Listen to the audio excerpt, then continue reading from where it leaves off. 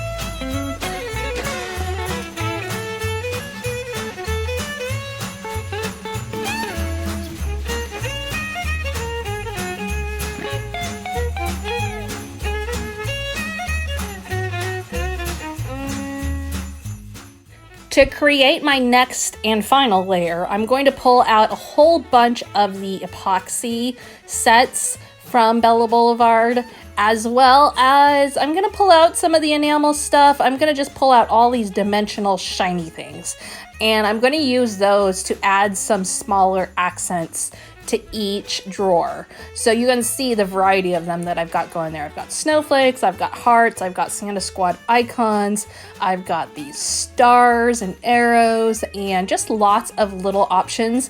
One of the things I like about these sets is that they provide both some bigger pieces, like a bigger Santa Claus head, but then they also provide some little teeny tiny stars and teeny tiny hearts and just lots of options that coordinate perfectly with the collection.